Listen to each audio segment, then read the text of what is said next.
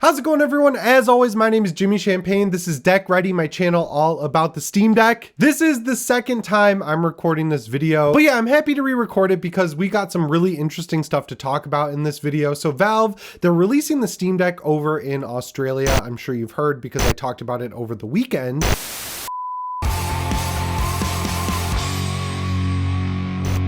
Before I dive deep on this Steam Deck interview, I gotta tell you about my new channel, Real Ones. If you didn't know, I started YouTube talking about the Halloween franchise specifically, and if you're like, how did he do that? I did over like 250 videos about Halloween. So if you ever see me at a bar and they're doing Halloween trivia, just leave because you're gonna lose. Anyway, my new channel, Real Ones, is something I've been cooking up for like a decade because I have a lot of stories about producers, directors, actors, everyone just crammed into my head. It takes up all of my terabytes of knowledge that I can have capacity for.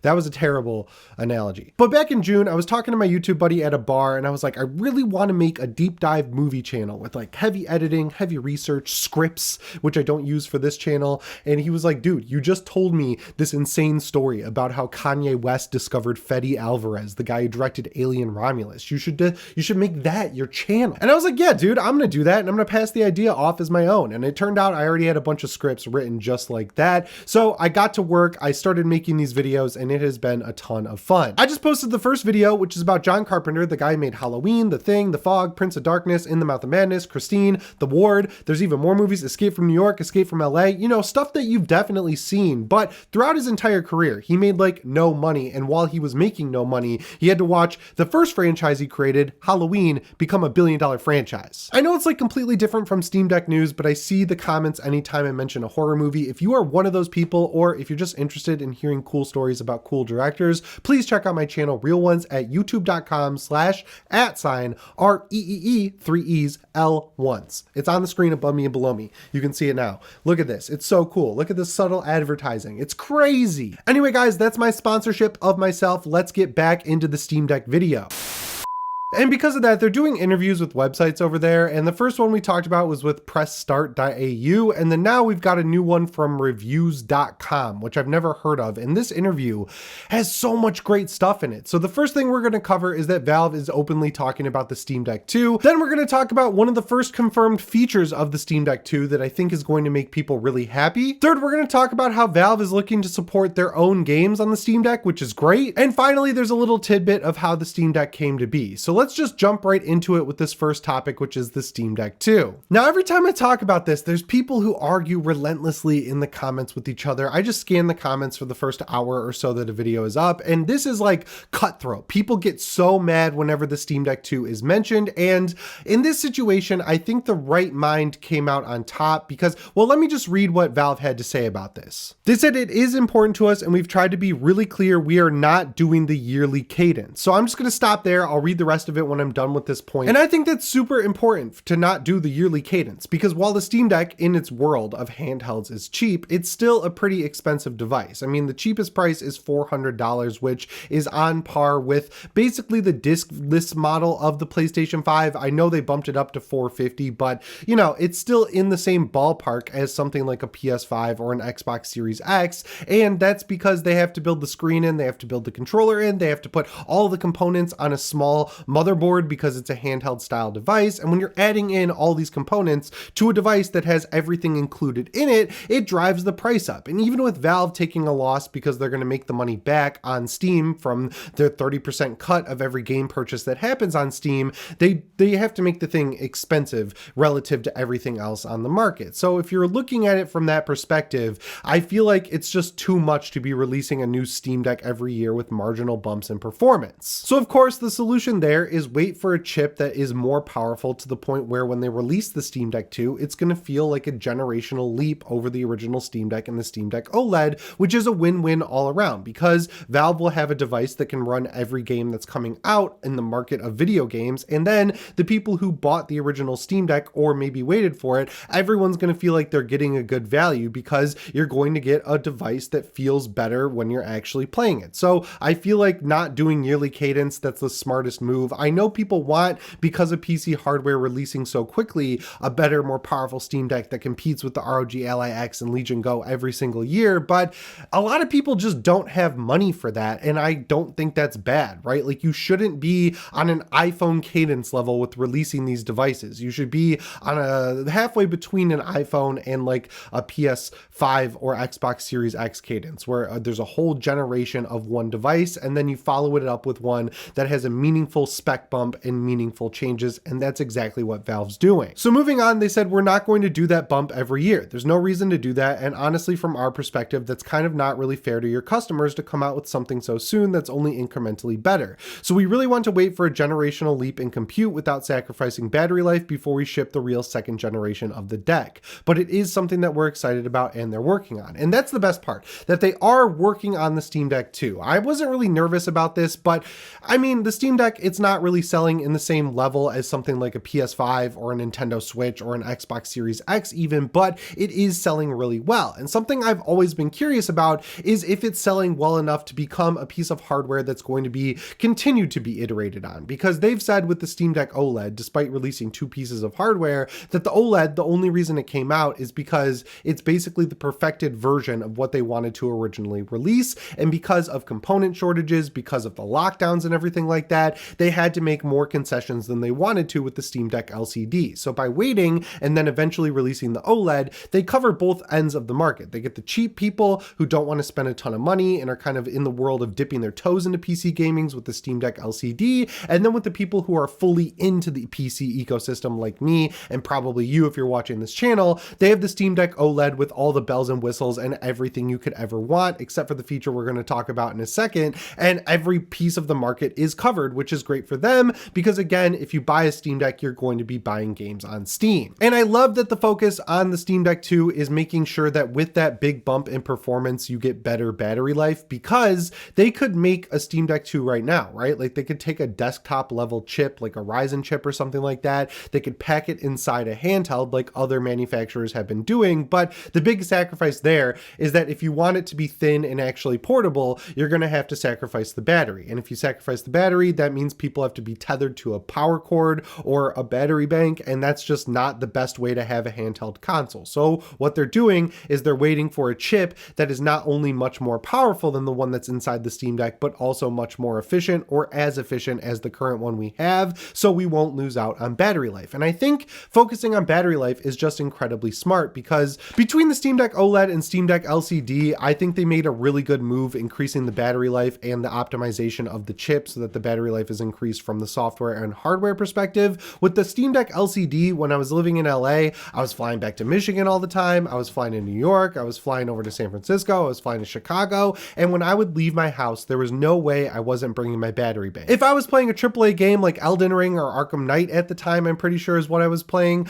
I was getting like an hour to an hour and a half of battery life. And then the Steam Deck OLED came out and everything changed. I just went to New York over the weekend to go to Sleepy Hollow with my friend Jake. And while I brought my battery bank, I stupidly forgot to charge it before we left. So I plugged it in at the airport for a little bit just to get a little bit of juice. And I always had that tether of the planes we were flying on having outlets so I could plug in my Steam Deck. But despite playing a pretty heavy game, Rogue Trader, which is like a Baldur's Gate style CRPG, I never needed to charge my Steam Deck while I was not at home or at my friend Jake's house. So I think that's great. I think it's awesome that the chip, they've gotten it to the point where it can have great battery life and great performance. And that should always be the focus with the Steam Deck and the Steam Deck 2. And I think they still have a little bit of time before, you know, every game comes out and doesn't run on the Steam Deck. There have definitely been more of those this year, like Space Marine 2 and Final Fantasy 16, but then you look at a game like Silent Hill 2, and while I definitely wouldn't recommend making the Steam Deck your main place to play it, you can get a fairly locked 30 FPS out of that game, and it'll look and run pretty good on the handheld, and that's a new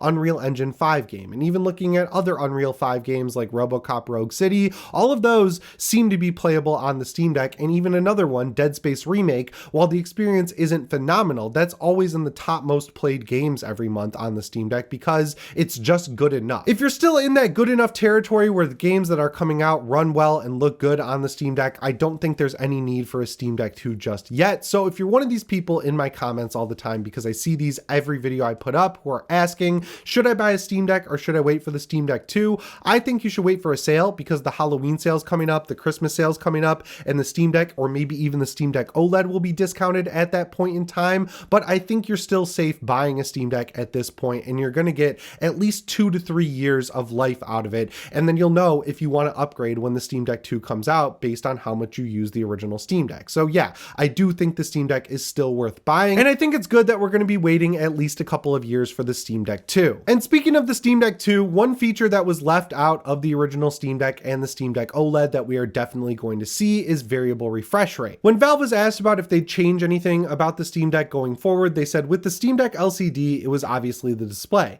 We really wanted to get a better display, and thankfully we got that. Maybe I shouldn't say this, but VRR is a thing that we've been asked a lot about, and I can say that we also wanted it really badly for the OLED ones. We just couldn't get it done in time. So that's probably a feature that is on the top of our list of things we would like to do in the future. So variable refresh rate is interesting. I've had a G-Sync capable PC and monitor for a very long time. The only reason I stay away from it on PC is because I've always been blessed with good enough hardware to not really need it. Like I always go for a locked 60 FPS, and in most cases I hit it. But the other reason is G-Sync, for some reason, if you don't have the correct monitor, it'll introduce stuttering, and that is the one thing I cannot handle in a video game. If it has stutter, I will not be playing it. I just refunded Silent Hill 2 because the PC port is so bad, and I played it on my PS5 because I just cannot deal with stuttering. So VRR introduces stuttering if you don't have the right monitor, but I got sponsored last year on PS Ready by an LG OLED monitor, and it has good G-Sync, and I use it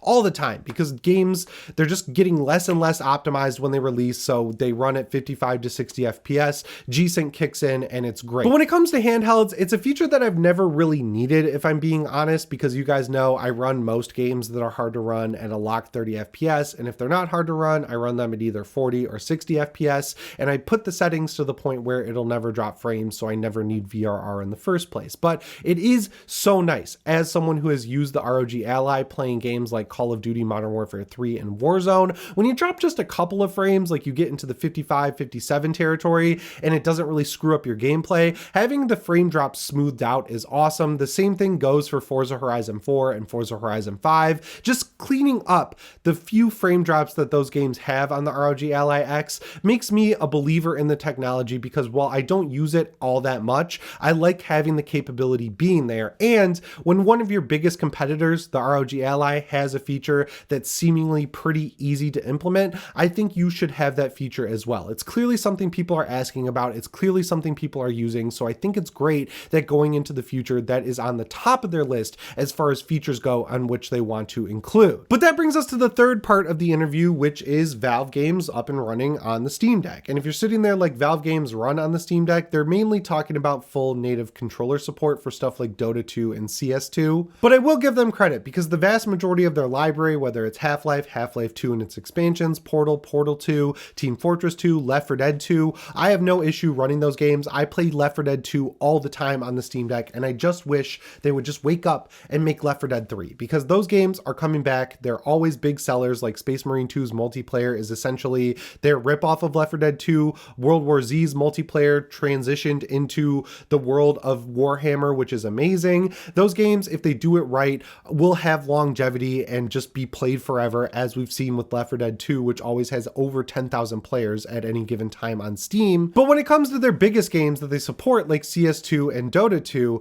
the big roadblock for them is working in controller support. And what they had to say about this is, I would say it's pretty important. We all sit around in the same building, so we're always talking to people, and both people on the Dota team and Counter-Strike team have been working on controller support. Some of those games have never been made to work with the controller, so it's to variable success. I think that it's definitely a goal, especially for any future titles or not shipped yet titles. Our team has made sure that they have dev units so they can use that to test with. So not shipped yet titles, I think they're talking about Deadlock. I have not played Deadlock. I'm in the beta or alpha or whatever, the test that's the biggest open secret in the industry. It's not my thing. I'm not a MOBA guy, but if I ever wanted to be a MOBA guy, I would want to make sure that on Valve hardware, I can play a Valve game. So I think that's a really smart move on their part to be retrofitting controller support into these games. With CS2, I think they need to introduce lobby systems where you can just make sure that everyone is on the Steam Deck, because you're going to get better aiming with a mouse and keyboard. And to counter that, they always add in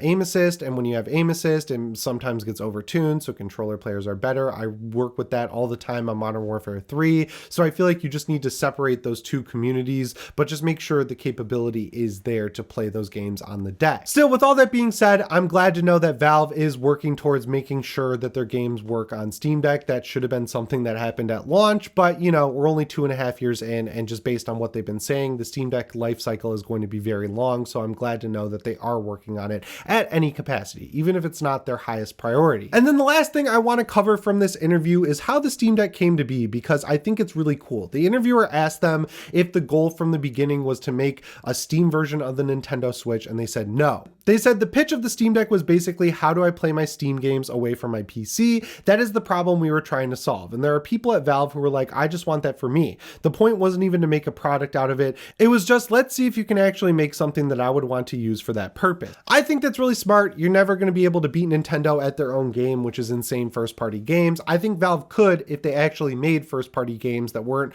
MOBAs or multiplayer games, but they're clearly not making those. So when it comes to the Steam Deck, it makes a lot of sense that the focus was get the Steam library out of the house onto a device, because the big metric every game company is chasing these days is engagement. They want to keep you on their platform. So they make a device where you can buy games on Steam, play your Steam games on the go. You're going to keep engaging with the Steam ecosystem and not engage with your Nintendo Switch, your PS5, or your Xbox Series X. So that was a really good approach. I also like that the approach was make something that they wanted to use, because thankfully people over at Valve play games, unlike it seems like most developers out there these days who are just blindsided by complaints about stuff in their games. So if you have people working at your company that actually play games, it makes sense that you would want to make a device that they'll actually like using. I feel like that's how we got stuff like Gyro. I feel like that's how we got stuff like the OLED screen eventually. And of course, I feel like that's how we got stuff like the trackpad. They added in things that PC gamers would use. They didn't waste a single inch of space on this console, and I think they deserve to be commended for that. But yeah, that pretty much wraps up the interview. I think it was really interesting. I wish Valve would do more interviews. I am curious what other hardware they're working on. We know there's that standalone VR headset.